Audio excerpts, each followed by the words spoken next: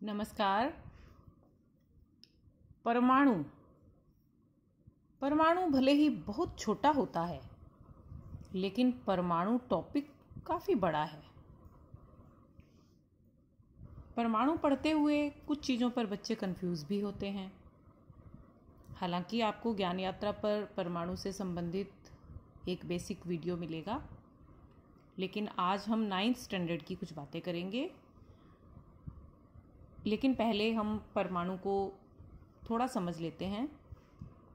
परमाणु में 3 मुख्य कण होते हैं, इलेक्ट्रॉन, प्रोटॉन और न्यूट्रॉन। इनमें प्रोटॉन और न्यूट्रॉन नाभिक में रहते हैं और इलेक्ट्रॉन बाहर चक्कर लगाते हैं। नाभिक को चूँकि न्यूक्लियस कहा जाता है, तो न्यूक्लियस में रहने वाले यानी नाभिक में रहने वाले जो कण हैं उनको न्यूक्लियॉन भी कहा जाता है। इलेक्ट्रॉन पर ऋणावेश होता है, प्रोटॉन पर धनावेश होता है और न्यूट्रॉन पर कोई आवेश नहीं होता, न्यूट्रॉन निरावेशित होता है। किसी भी परमाणु में इलेक्ट्रॉन और प्रोटॉन की संख्या हमेशा बराबर होती है, यानी ऋणावेश और धनावेश हमेशा बराबर होता है, इसलिए परमाणु पर कोई आवेश नहीं होता। अब हम आते हैं परमाणु के उस पार्ट में जहां बच्चे अक्सर कंफ्यूज होते हैं, परमाणु संख्या और द्रव्यमान संख्या, या जिसे परमाणु क्रमांक और द्रव्यमान क्रमांक भी कहा जाता है। परमाणु क्रमांक का जो प्रतीक है या उसे Z से भी लिखा जाता है और द्रव्यमान संख्या को A से भी लिखा जाता है। ये दोनों संख्याएं जो हैं ये उन कणों से संबंधित हैं जो नाभिक में रहते हैं। अब हम परमाणु संख्या के बारे में एक आसान सी टिप याद करते हैं कि परमाणु संख्या हमें कैसे याद रहेगी।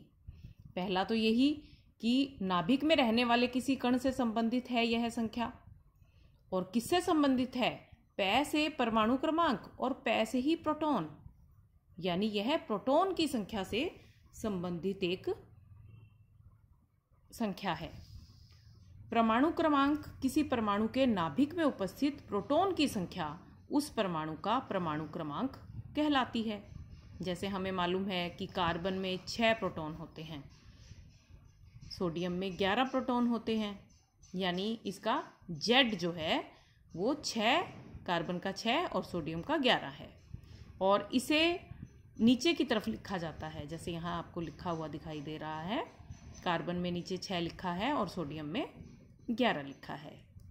मैं उम्मीद करती हूँ आपको ये समझ आ गया होगा कि परमाणु संख्या यानी नाभिक में उपस्थित किसी कण से संबंधित है यह संख्या, और किस कण से संबंधित है? प्रोटॉन से संबंधित है। तो यह परिभाषा और इस तरह से इसे लिखा जाता है। अब बात करते हैं द्रव्यमान संख्या की। तो द्रव्यमान संख्या यह भी नाभिक से संबंधित है। नाभिक में जो 2 कण हैं, प्रोटॉन और न्यूट्रॉन, और द्रव्यमान संख्या द से द्रव्यमान संख्या और द से दोनों। कौन दोनों? प्रोटॉन और न्यूट्रॉन, यानी यह इन दोनों संख्याओं का जोड़ है। द्रव्यमान संख्या किसी परमाणु के नाभिक में उपस्थित प्रोटॉन व न्यूट्रॉन की संख्या का योग उस परमाणु की द्रव्यमान संख्या कहलाती है। इसे ऊपर की साइड में लिखा जाता है, जैसे हमने C6 लिखा था, N11 लिखा था, अब हम ऊपर लिख देंगे 12 and 23। इसका मतलब क्या हुआ? नीचे तो है परमाणु क्रमांक यानी इतने प्रोटॉन हैं, और ऊपर वाली जो संख्या है वह प्रोटॉन और न्यूट्रॉन का जोड़ है। इसका मतलब क्या हुआ कि कार्बन में 6 प्रोटॉन थे जो हमने न्नीचे लिखे हैं, और 6 ही इसमें न्यूट्रॉन हैं, इसलिए हमने ऊपर 12 लिखा। और सोडियम में 11 प्रोटॉन और 12 न्यूट्रॉन हैं, इसलिए हमने ऊपर 23 लिखा।